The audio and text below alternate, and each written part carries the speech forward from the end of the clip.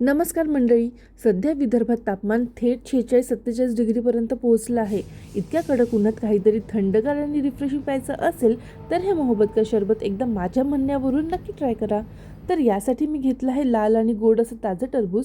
तुम्हाला तर माहीतच आहे, उन्हाळ्यात टरबूज म्हणजे शरीराला एकदम थंडावा देणारं फळ आणि पाणी भरपूर असल्यामुळे बॉडी हायड्रेट राहते आणि फ्रेश पण वाटते.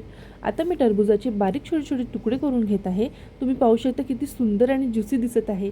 या सरबतामध्ये हे टरबूजाचे चंक्स गेले की टेस्ट एकदम नेक्स्ट लेवल लागते. आता आपण सरबतासाठीचे महत्त्वाचे साहित्य बघणार आहोत.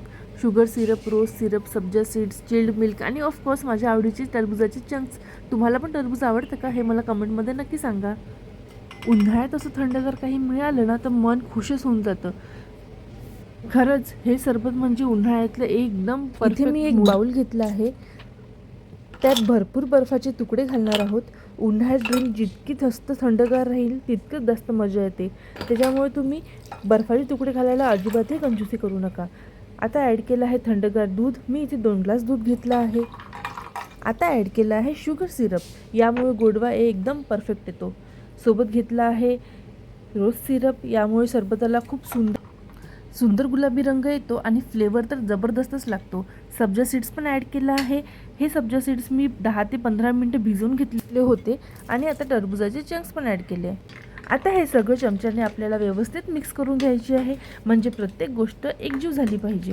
घरात कोणी पाहुणे आले तर एकदम 5 मिनिटात हे ड्रिंक बनवून तयार होते आणि लहान मुलं जर घरी असेल तर त्यांना तर हे खूपच आवडणार. बस आता फक्त ग्लासमध्ये सर्व करायचं बाकी आहे. आता हे सर्विंग ग्लासमध्ये काढून घेऊया.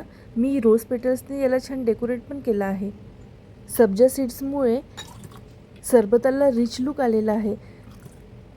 सब्जा सीड्स शरीरासाठी खूप छान असतात. शरीराला थंडावा देतात, पोट शांत ठेवतात आणि खूप रिफ्रेश वाटतं. हे बघा, इथे तयार आहे आपलं थंडगार मोहब्बत का शरबत. उन्हाळ्यात असं काही प्यायला मिळालं की दिवस एकदम फ्रेश जातो. ही रेसिपी तुम्हाला कशी वाटली हे कमेंटमध्ये तुम्ही मला नक्की सांगा. व्हिडिओ आवडल्यास व्हिडिओला लाईक, शेअर, कमेंट नक्की करा आणि चॅनलला सबस्क्राईब पण करून ठेवा. चला भेटूया अशाच एका छानशा रेसिपीसोबत. तोपर्यंत टाटा.